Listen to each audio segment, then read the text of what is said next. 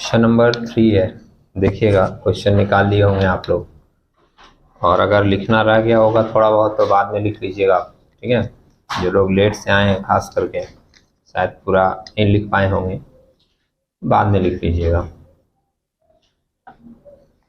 और जो लोग लास्ट क्लास नहीं थे उनको भी बता दें, चैप्टर जो है वो हंसी मजाक में पढ़ने वाला नहीं है, डिफ़िकल्ट चैप्टर है, प्रोसेसिंग लंबी है, एडजस्टमेंट बहुत सारे हैं, इसलिए आपको बहुत कंसंट्रेशन करके और फोकस के साथ चैप्टर को पढ़ना चाहिए था।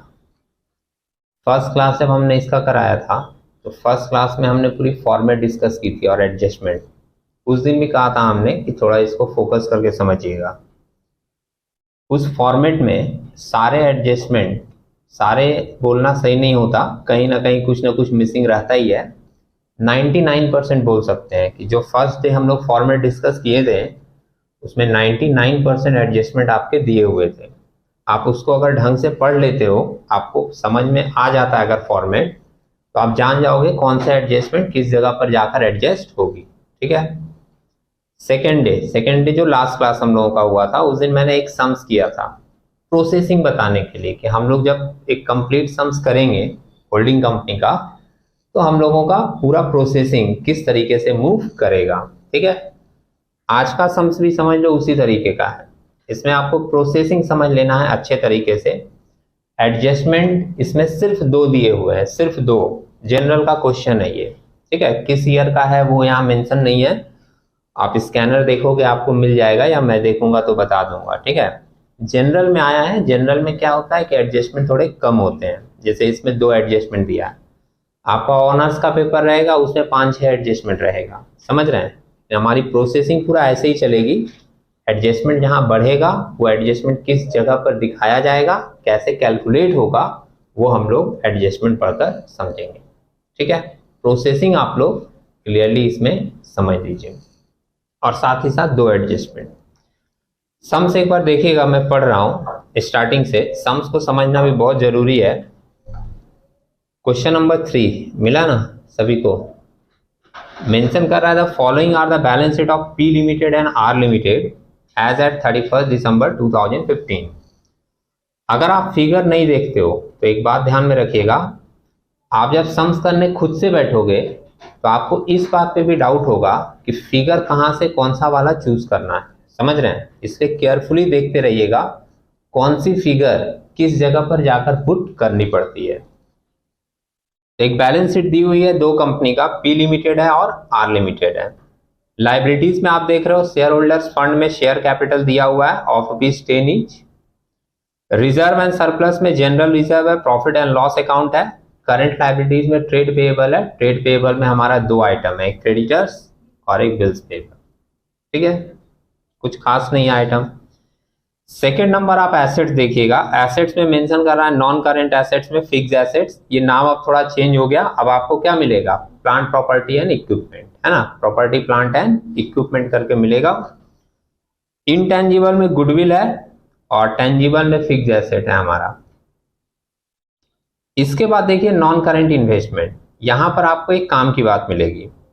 नॉन करेंट इन्वेस्टमेंट में दिया है investment 6000 shares of R limited, देखा, और अमाउंट किस में दिया हुआ है 85,000 पी लिमिटेड में, है ना। मतलब पी लिमिटेड ने आर लिमिटेड का 6000 शेयर्स खरीद लिया। तो जो शेयर्स खरीद रहा है वो कौन सा कंपनी होगा, होल्डिंग कंपनी, और जिसके शेयर्स खरीदे गए मतलब जिसमें इन्वेस्टमेंट हुआ वो कौन होगा, सब्सिडियरी कंपनी, ठीक है। होल्डिंग कंपनी हमारा पी लिमिटेड है और सब्सिडियरी कंपनी है आर लिमिटेड। इस लाइन से पता चला, कभी कभी ऊपर ही क्लियरली लिख दिया रहता है ये बात, और जब ऊपर क्लियरली नहीं लिखा रहेगा तो आप इन्वेस्टमेंट देखोगे, जिस कंपनी ने इन्वेस्टमेंट किया है वो होल्डिंग कंपनी, और जिस कंपनी में इन्वेस्टमेंट किया गया है वो सब्सिडियरी कंपनी, ठीक है। और कंट्रोल कितने का है, फर्स्ट क्लास की फॉर्मेट याद कीजिएगा। आप एक लाइन और देख लो, शेयर कैपिटल जो दिया हुआ है एकदम ऊपर फर्स्ट में जो हम लोग पढ़े थे, शेयर ऑफ 10 ईच, दिखा। आर लिमिटेड का शेयर कैपिटल कितना है, 1 लाख का। 1 लाख को 10 से डिवाइड करोगे 10,000 शेयर्स हो, मिल रहा है ना। और 10,000 शेयर्स में से 6,000 शेयर्स इसने खरीद लिया, मतलब अगर आप फ्लैट कैलकुलेशन करो तो डिग्री ऑफ कंट्रोल हो रहा है 60%। 10,000 शेयर्स है, 6,000 खरीद लिए, तो कितना हमारा कंट्रोल आ गया? 60%। ठीक है, आप उसको लिख के दिखा सकते हो फ्रैक्शन में। डिग्री ऑफ कंट्रोल कैसे निकाल देते हैं? Number of share purchase by P limited, जो होल्डिंग कंपनी खरीद रहा है 6,000 shares, divided by total number of shares of R limited, कितना है? 10,000। तो फ्रैक्शन में हम लोग का आ रहा है 6/10, मतलब 3/5, और इसको आप इंटू 100 करोगे तो आपको परसेंटेज में मिल जाएगा कितना? 60%। ठीक है, तो जब 60% हमारा हिस्सा है होल्डिंग कंपनी का, यहाँ जब भी हमारा बोलेंगे समझ लेना होल्डिंग कंपनी, तो 60% जब हमारा हिस्सा है तो बाहर वाले का कितना होगा? 40%, जिसको हम लोग बोलते हैं माइनॉरिटी इंटरेस्ट। ठीक है, आप उसको 40% बोलो या फ्रैक्शन में निकाल दो, तो फ्रैक्शन में निकाले हैं माइनॉरिटी इंटरेस्ट। अगर टोटल 1 है, इसमें 3/5 है डिग्री ऑफ कंट्रोल, तो माइनॉरिटी इंटरेस्ट कितना होगा? 2/5। ठीक है, 2/5 को इंटू 100 करोगे आपको 40% मिल जाएगा। मतलब इसमें कंफ्यूजन मत रखना कि फ्रैक्शन में लिख रहे हैं या परसेंटेज में लिख रहे हैं। क्लियर है? आगे देखिए, नॉन करेंट इन्वेस्टमेंट के बाद आपके आइटम दिए हुए करंट एसेट्स के। करंट एसेट्स में ट्रेड रिसीवेबल है, इन्वेंट्री से, और कैश एंड कैश इक्विवेलेंट है। ठीक है, तो बैलेंस शीट क्लियरली समझ लिए हम लोग। अब एडजस्टमेंट में आइए, देखिए क्या क्या नीचे एडजस्टमेंट मेंशन किया है। सबसे पहले लिखा है when shares in R limited were acquired by P limited, जिस दिन आर लिमिटेड का शेयर पी लिमिटेड ने खरीदा उस दिन हैड ऑन 1 जनवरी 2015, 1 जनवरी 2015 को खरीदा गया। R limited had ₹18,000 in general reserve, R limited के पास जनरल रिजर्व में पहले से पड़ा हुआ था कितना रुपया? 18,000। And 24,000 in profit and loss account, और 24,000 रुपया उसके प्रॉफिट एंड लॉस अकाउंट में था। ठीक है, जिस दिन हमने आपका शेयर्स खरीदा, मतलब होल्डिंग कंपनी ने सब्सिडियरी में इन्वेस्ट किया, उस समय वो देख रहा है कि उसके रिजर्व में 18,000 पड़ा हुआ है और प्रॉफिट में 24,000 पड़ा हुआ है। ये जो पहले से पैसा पड़ा होता है, इसको हम लोग बोलते हैं प्री एक्विजिशन प्रॉफिट और प्री एक्विजिशन रिजर्व। ठीक है, प्री एक्विजिशन प्रॉफिट और प्री एक्विजिशन रिजर्व। अभी सिर्फ मीनिंग समझिएगा, एक साथ कैलकुलेशन मत सोचना कि ये चीज है क्या, कहाँ कैलकुलेशन होगा। अगर आपको पूरी चीज याद है तो आपका माइंड बोल देगा यहाँ कैलकुलेशन होगा, और अगर याद नहीं है तो स्टेप वाइज पहले मीनिंग समझिएगा फिर कैलकुलेशन में जाइएगा। ठीक है, तो अभी हम लोग क्या समझ रहे हैं कि जिस दिन एक्वायर्ड किया जाएगा उस दिन अगर कोई प्रॉफिट या रिजर्व दिया हुआ है तो उसको हम लोग क्या नाम दे रहे हैं? प्री एक्विजिशन प्रॉफिट और प्री एक्विजिशन रिजर्व। ठीक है, आगे का एडजस्टमेंट देखिए। आगे मेंशन किया है included in the creditors of R limited ₹12,000 for goods supplied by P limited. R limited के क्रेडिटर्स में 12,000 इंक्लूड है, जो कि गुड्स सप्लाई किया था कौन? P limited. जैसे आपने हमको गुड्स सप्लाई किया तो मैं 12,000 आपको दूंगा ना, और मैंने अगर आपको पे नहीं किया तो मैं क्रेडिटर में लिखूंगा कि 12,000 तुमको देना है।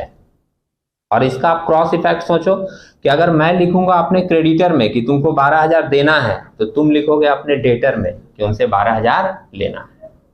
ठीक है कि नहीं? है ना?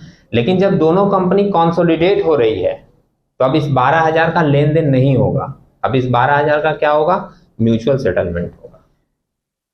समझ रहे हैं? तो ये 12,000 का हम लोग क्या करेंगे? Mutual settlement. और किसके साथ करेंगे?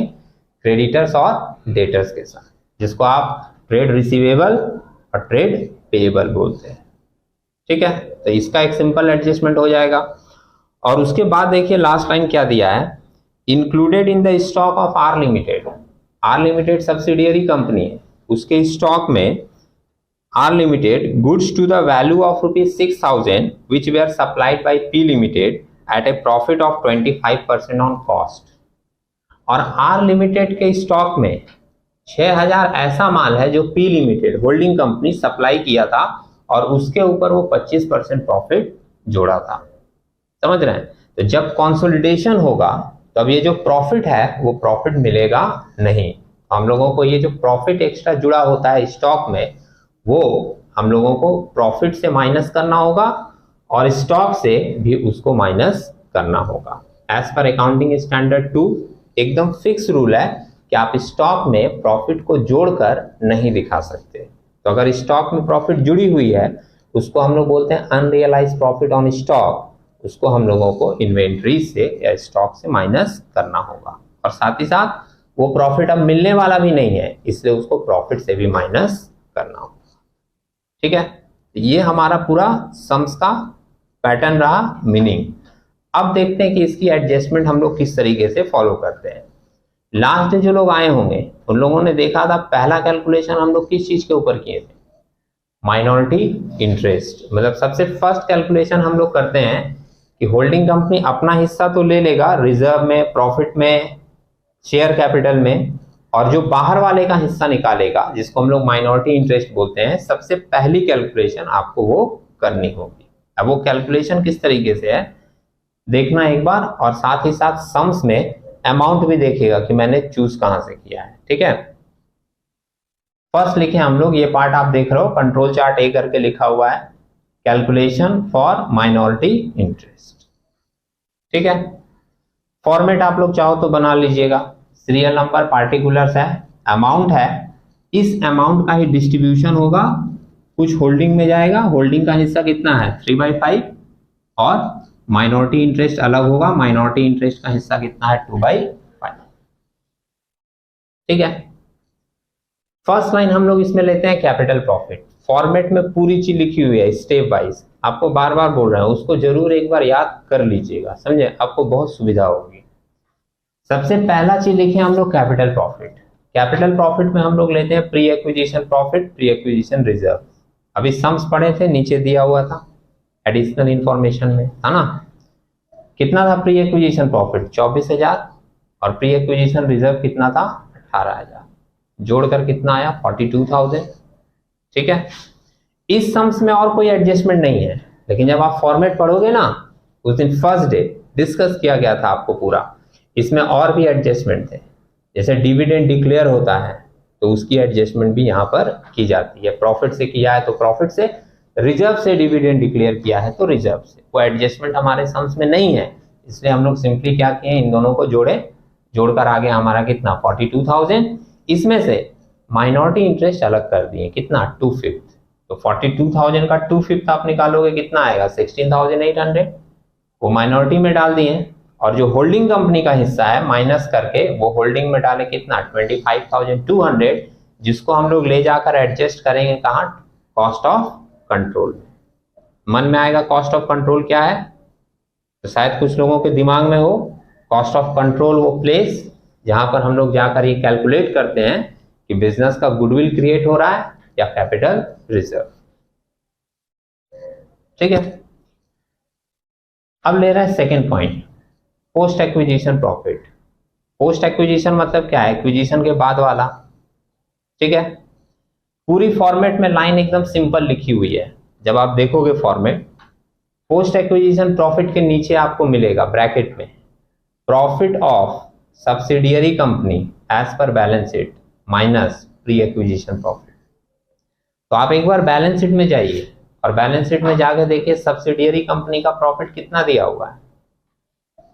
पीएल जो है वो आर लिमिटेड का आपको मिलेगा 60,000 रुपये, दिखा। ठीक है, 60,000 ये पूरा प्रॉफिट है 60,000, और इसमें से प्री का कितना है दिया हुआ था 24,000। तो 60,000 से 24,000 हम लोग प्री वाला माइनस करेंगे तो पोस्ट वाला प्रॉफिट जाएगा। पोस्ट का प्रॉफिट कितना आया 36,000। इसमें से माइनॉरिटी को दे दें अलग, तो लेस कर दिए माइनॉरिटी इंटरेस्ट 2/5, 36,000 का 2/5 आप निकालोगे आएगा 14,400, वो दे दिए माइनॉरिटी को, और माइनस करके जो होल्डिंग वाला बचा 21,600 ये ट्रांसफर कर देंगे कंसोलिडेटेड पीएल में। ठीक है, 3 नंबर देखिए, रिजर्व का कैलकुलेशन सेम पीएल के तरह हुआ है। Number 3 post acquisition reserve same लिए, reserve of R limited as per balance sheet. R limited का बैलेंस शीट में रिजर्व कितना दिया हुआ है 30,000, माइनस इसमें से कर देना है प्री वाला। प्री वाला कितना है यहाँ पर 18,000, देखा। 30,000 में से 18,000 माइनस किए, पोस्ट का कितना आ गया 12,000, लेस किए इसमें से माइनॉरिटी इंटरेस्ट 2/5, जो कि इसका 12,000 का 2/5 निकालोगे आएगा 4,800, ये माइनॉरिटी में गया, और होल्डिंग कंपनी वाला 7,200 ये हम लोग ट्रांसफर कर देंगे, ट्रांसफर टू कंसोलिडेटेड रिजर्व। ठीक है, लास्ट एक पॉइंट ले रहे हैं, share capital of R limited.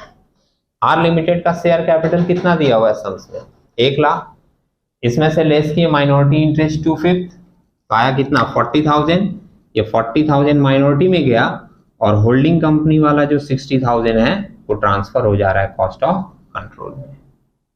ठीक है, इसके बाद पूरा माइनॉरिटी इंटरेस्ट ऐड कीजिए, ऐड करके आ रहा है कितना 76,000।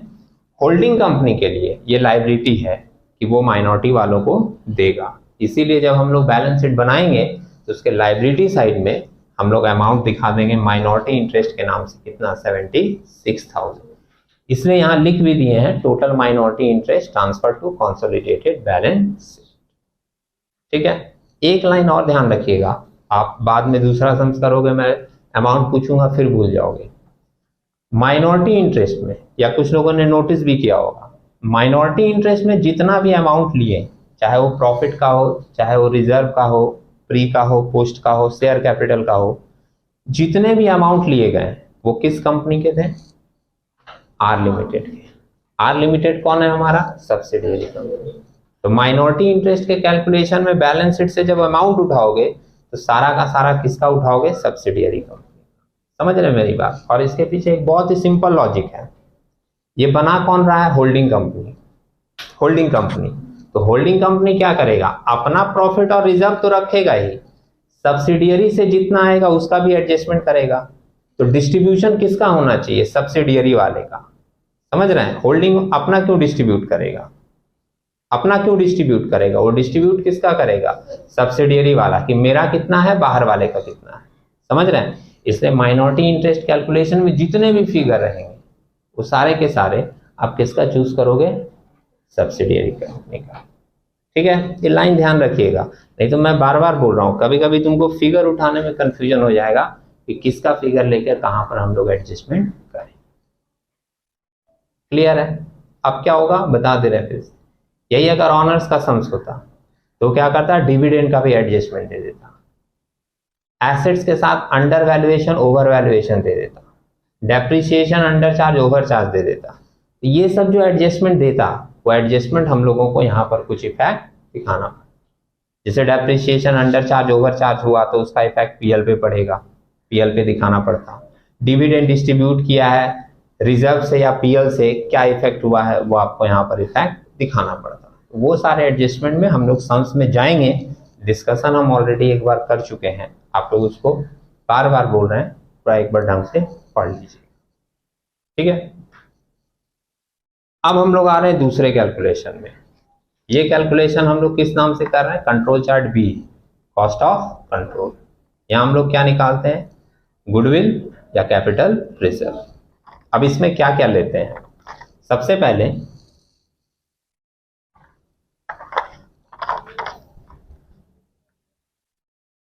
पहले इसमें हम लोग लेते हैं cost of investment in equity shares. उसके बाद लेते हैं cost of investment in debenture, cost of investment in preference share. जितना भी इन्वेस्टमेंट है सारा लेते हैं। हमारे सम्स में सिर्फ cost of investment in equity shares, हमने सिर्फ इक्विटी शेयर ले लिया।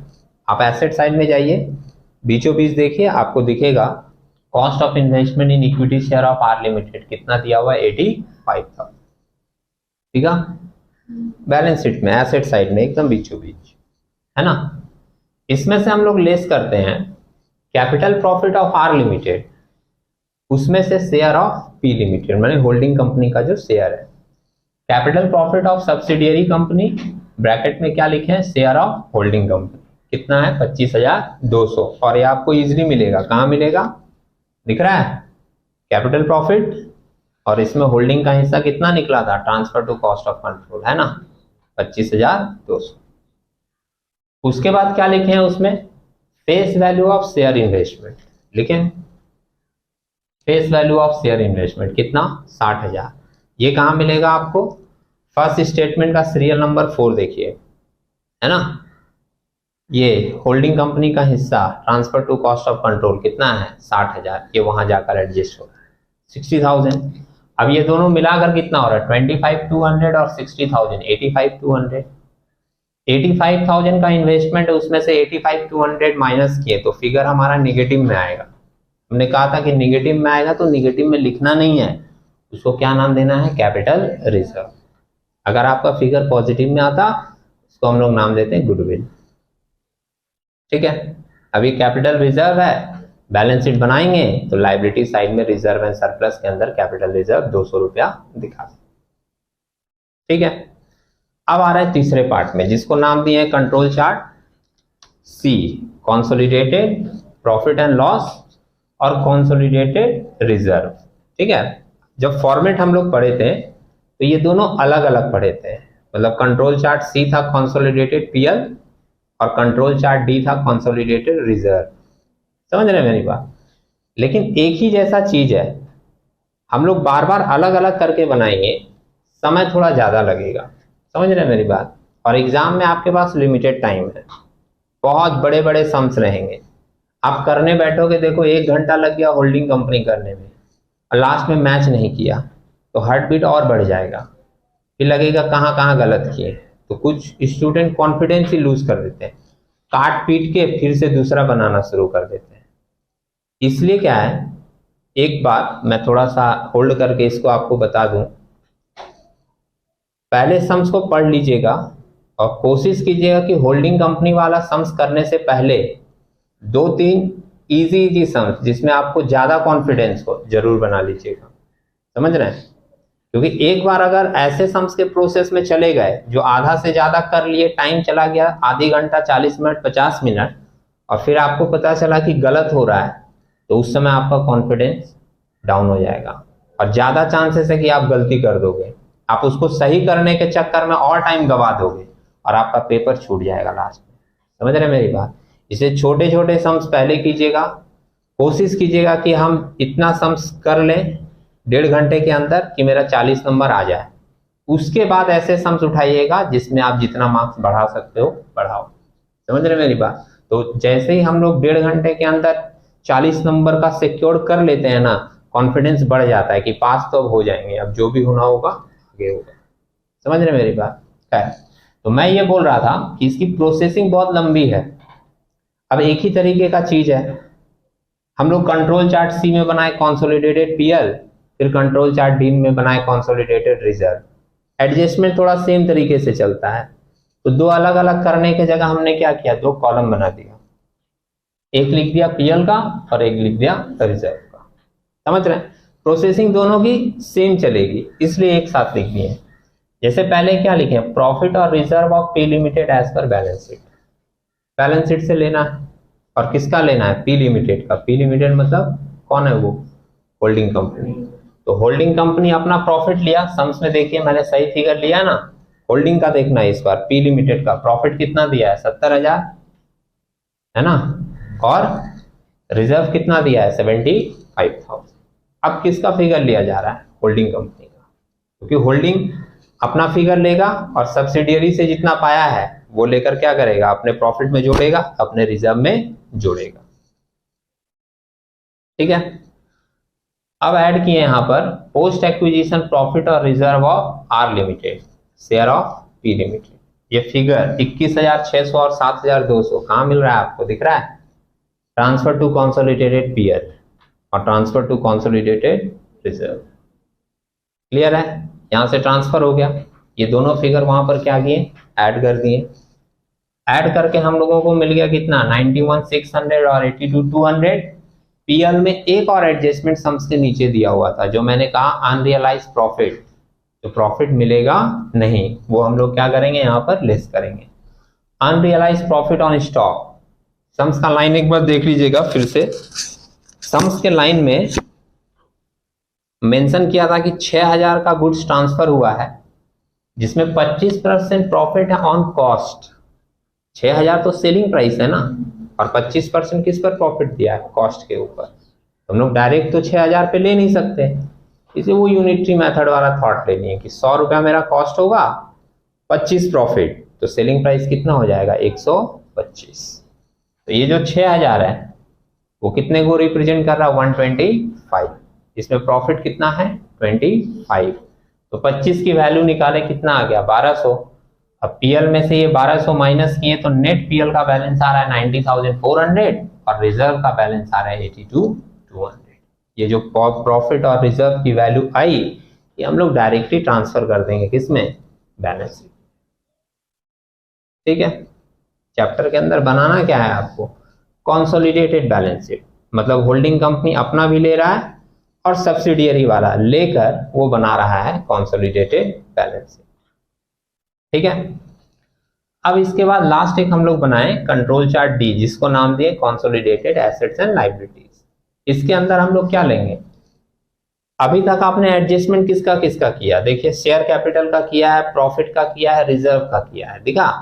लेकिन बाकी भी तो एसेट लायबिलिटीज हैं, गुडविल है, फिक्स एसेट्स है, डेटर्स है, क्रेडिटर्स है, बिल्स पेबल है, कैश है, समझ रहे हैं। तो जितने भी एसेट्स और लायबिलिटीज बचेंगे उन सब का एडजस्टमेंट आप यहाँ पर क्या कीजिएगा कर दीजिए। ठीक है, कंसोलिडेटेड बनाना है बैलेंस शीट, तो दोनों को मिलाकर बनाना है। इसलिए हमने क्या किया, सारे एसेट्स और लायबिलिटीज ले लिया। देख लीजिए आप बैलेंस शीट में आपका गुडविल है, फिक्स एसेट्स है, ट्रेड रिसीवेबल है, इन्वेंट्रीज है, कैश है और ट्रेड पेबल है, रिजर्व, शेयर कैपिटल, प्रॉफिट, इन सब का एडजस्टमेंट हो चुका है। ठीक है, अब इसमें क्या किए, पहले पी लिमिटेड मतलब होल्डिंग कंपनी का सारा फिगर लिए। ये सारे फिगर कहां से लिए हुए हैं, जस्ट बैलेंस शीट से। ठीक है, उसके बाद आर लिमिटेड सब्सिडियरी कंपनी का भी ये जितना फिगर है 10,000, 1,20,000, 50,000, ये सारे कहां से उठाए हुए हैं आपके बैलेंस शीट से। ठीक है, दोनों को ऐड कर दिए। अब ऐड करने के बाद देखेंगे कि इसमें क्या क्या एडजस्टमेंट था। तो एक एडजस्टमेंट आपको सम्स पढ़ते हुए मिला था, याद है, डेटर्स और क्रेडिटर्स में इंक्लूड है कितना 12,000, जिसका हम लोग म्यूचुअल सेटलमेंट करेंगे। तो आप देख रहे हो यहाँ पर लेस म्यूचुअल डेप्ट बोलकर डेटर्स ट्रेड रिसीवेबल से 12,000 माइनस किए और ट्रेड पेएबल से 12,000 माइनस किए।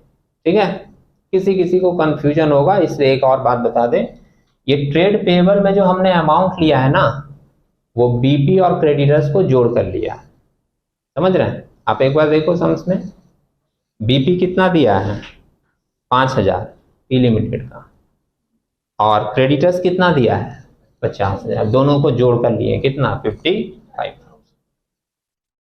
ठीक है, अच्छा म्यूचुअल सेटलमेंट 12,000 का करने के बाद एक और एडजस्टमेंट था जो हमने कहा था कि अनरियलाइज प्रॉफिट को डिडक्ट करना है किससे, इन्वेंट्री से, एज पर अकाउंटिंग स्टैंडर्ड 2। तो हम लोग यहाँ पर लेस किए अनरियलाइज प्रॉफिट ऑन स्टॉक, ये 1200 हम लोग यहाँ निकाल चुके थे, दिख रहा है आपको, तो इसीलिए डायरेक्ट हमने यहाँ माइनस कर दिया इन्वेंट्री से 1200 रुपया। ठीक है, अब एक साथ सारा एडजस्टमेंट करके फिगर नीचे उतार दिए 30,000, 3,20,000, ये माइनस करके आ रहा है 98,000, ये माइनस करके आ रहा है 1,08,800, 7,000 और ये माइनस करके आ रहा है 65,000। ये जितने भी फिगर मिले डायरेक्टली आप इसको उठाकर बैलेंस शीट में लिख दीजिए। ठीक है, और बैलेंस शीट जैसे ही आप बनाओगे, बैलेंस शीट तो आपका एसेट्स और लायबिलिटीज टोटल मैच होना चाहिए। ठीक है, एक चीज आपको दे रहे हैं होमवर्क के लिए, इसका जो बैलेंस शीट है पहले सुन लीजिएगा, हरकत मत कीजिए अभी। जो बैलेंस शीट है वो आपकी होमवर्क रहेगी, थोड़ा मेहनत आप लोग भी करो, बस क्या करना कि चीजों को सजा के लिखना।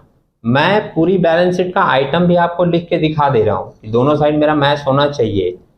आपकी ड्यूटी बस इतनी रहेगी कि आप उसको थोड़ा फॉर्मेट में सजाकर लिख लेना, जैसे share holder fund, share capital, समझ रहे हैं, reserve and surplus, heading wise क्या करोगे, सारी चीजें सजाकर लिख लोगे। मैं आपको ये भी अमाउंट लिखकर दिखा दे रहा हूं कि दोनों साइड बैलेंस शीट मेरा मैच होना चाहिए। अगर ये नहीं बताऊंगा तो फिर कोई ना कोई जरूर ये टेक्स्ट करेगा मैच नहीं हुआ सर, समझ रहे हैं। तो एक बार मैच करके अमाउंट दिखा दे रहे हैं, आपकी ड्यूटी, आपका होमवर्क इतना रहेगा कि आप उसको थोड़ा सजा के लिख लीजिएगा। ठीक है, आप लोग फिगर बताइएगा, लिखिएगा मत, मैं थोड़ा यहाँ पे लिख रहा हूँ रफली। ठीक है, आप लोग ही फिगर बताना और कोई एक जोड़ता रहना अगर हो सके तो। पहले मैं लायबिलिटीज का लिखता हूं। लायबिलिटीज में अगर आप सुन रहे हो तो ध्यान रखिएगा कि जब शेयर कैपिटल लिखेंगे तो शेयर कैपिटल सिर्फ होल्डिंग कंपनी का लिखेंगे, ठीक है, इसका सिर्फ होल्डिंग कंपनी का। सब्सिडियरी कंपनी का एडजस्टमेंट हो चुका है, तो होल्डिंग का शेयर कैपिटल कितना दिया है, 2,50,000, ठीक है। इसके बाद यहां देखिए कैपिटल रिजर्व आपको लिखना है 200 रुपए, दिख रहा है आपको यहां पर। पीएल का बैलेंस यहीं से आपको लिखना है 90,400, दिख रहा है क्या। रिजर्व का बैलेंस आपको यहां से लिखना है 82,200, है ना, ठीक है। ट्रेड पेएबल आपको यहां पर मिल गया है कितना, 65,000। ऐड कर रहे हो क्या, 65,000 ये हम लोग ट्रेड पेएबल। और एक चीज लायबिलिटी में मैंने क्या दिखाने के लिए कहा था, माइनॉरिटी इंटरेस्ट, याद आया। तो माइनॉरिटी इंटरेस्ट कितना था, 76,000। ये ऐड करके कितना आ रहा है, 563,800। ये हो गया आपका लायबिलिटीज, ठीक है। अब हम लोग देख लेते हैं एसेट्स में क्या लिखना है। एसेट्स में आपका प्लांट प्रॉपर्टी एंड इक्विपमेंट, ठीक है। इसके अंदर आपका फिक्स एसेट्स आ जाता है। यहां से अब आप देखिएगा गुडविल आपका 30,000 है, फिक्स एसेट्स आपका 3,20,000 है, दिखा। तो फिक्स एसेट्स आपका 3,20,000 है। इंटेंजिबल एसेट्स में गुडविल है आपका कितने का, 30,000 का। और ट्रेड रिसीवेबल यहीं से मिल रहा है हमको 98,000। ये दिखा। इन्वेंट्रीज है 1,08,800 और कैश है 7,000 का। 1,08,800 का इन्वेंट्रीज है और कैश है हमारा 7,000 का, ठीक है। इसको ऐड करके देखें, 563,800, ठीक है। तो बैलेंस शीट हमारा दोनों क्या हो रहा है, मैच कर रहा है। बस आप लोग क्या कीजिएगा, इसको थोड़ा अरेंज करके लिख लीजिएगा। हम लोग जब नेक्स्ट क्लास आएंगे तो हम लोग नेक्स्ट क्लास में कुछ और भी बढ़ाकर एडजस्टमेंट के साथ एक नया क्वेश्चन डिस्कस करेंगे, ठीक है। Thank you.